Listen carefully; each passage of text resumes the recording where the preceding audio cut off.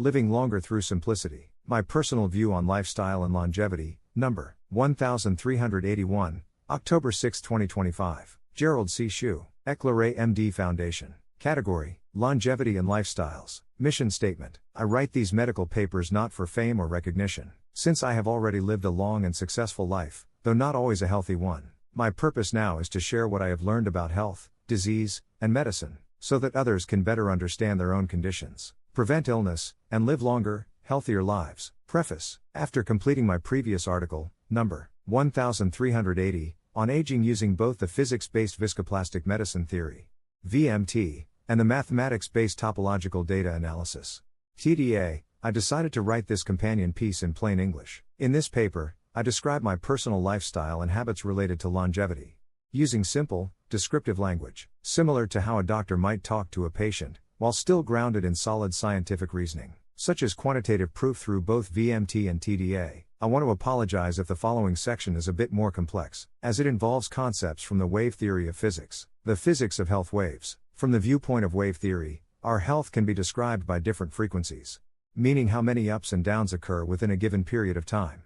In various biological fluctuations, body weight changes every few hours depending on sleep, meals, exercise, and other daily habits, forming a very low frequency wave that reflects slow, long-term trends over months or even years. Overweight and obesity develop gradually through years of unhealthy living, and become the most fundamental disruptors of long-term health. Glucose levels fluctuate every 5 to 10 minutes, forming a medium frequency wave that carries a large amount of cumulative energy. When high glucose levels persist for years, they gradually damage blood vessels and vital organs such as the heart, brain, kidneys, liver, eyes, and nerves. This is why diabetes alone contributes to more than half of all deadly diseases. Blood pressure, in contrast, changes within seconds to a minute, forming a high-frequency wave often triggered by emotional stress. Although shorter in duration, it can act as an immediate trigger for cardiovascular events, such as heart attack or stroke. Through past 16 years of my medical data analysis, I found that obesity represents the slow, but powerful root cause. Glucose fluctuation forms the main destructive energy carrier, and hypertension delivers the sudden impact. Together,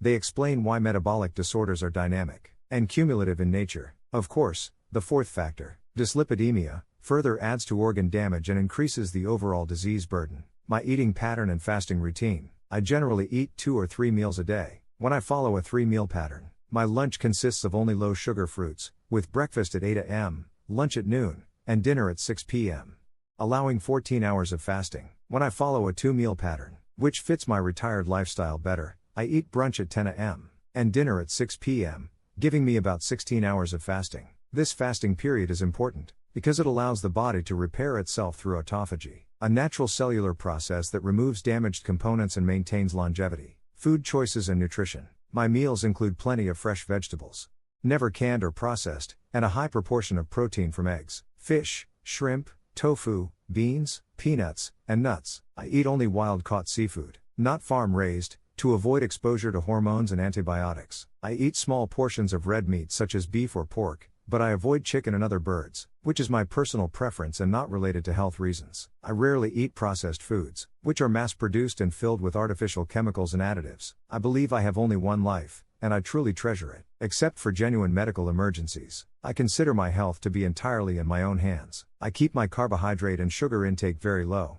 since fresh vegetables and fruits already provide my daily required amount. I avoid rice, noodles, pasta, and most desserts. I also do not keep these high-carb foods in my kitchen, and I rarely dine out. My total carbohydrate intake stays around from 30 to 40 grams per meal. Combined with daily walking, this approach has allowed me to maintain my hemoglobin A1c between 6.0% and 6.5%, EAG around 125 to 140 milligrams per deciliter, since 2014, without taking any diabetes medications. Exercise and recovery. Before my stroke on June 21, 2025, I typically walked 12,000 to 18,000 steps daily, about 6 to 9 miles. After the stroke, I reduced my walking to around 8,000 to 10,000 steps, 4 to 5 miles, per day due to fatigue, but I still make it a central part of my recovery routine. Regular walking supports circulation, glucose stability, and brain function of neuroplay, while preserving muscle tone, protecting muscle strength. Sarcopenia, the gradual loss of muscle mass and strength with aging,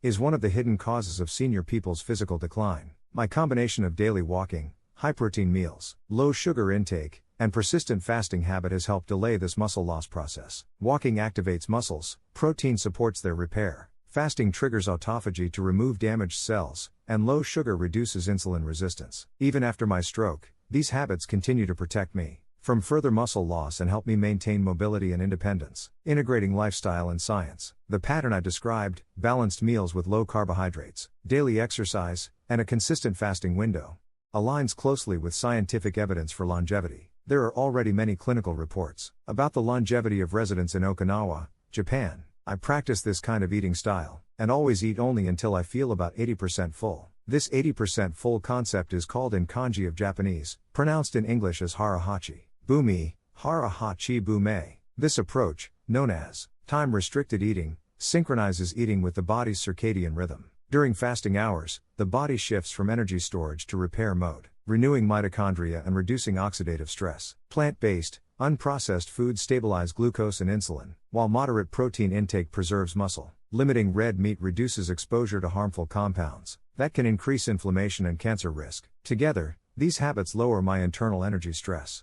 A key concept in my medical research work of Viscoplastic Medicine Theory, VMT model, and maintain geometric shape, stability in body systems, consistent with the harmony observed through Topological Data Analysis, TDA model. Conclusion. In simple terms, my longevity approach is built on 3 foundations: eat clean, move daily, and fast long enough for the body to repair itself. This lifestyle promotes cellular renewal, energy balance, and reduced metabolic strain, essential for longevity, disease prevention, and sustained vitality. I may not live forever, but I believe I am living long enough with knowledge and wisdom. Disclaimer: this content is provided for educational reference only, and does not constitute medical advice. No doctor-patient relationship is created. You may share this summary freely, but it must not be altered, edited, or republished as your own. All intellectual property rights and copyrights for this article and its related materials belong to the author, Gerald C.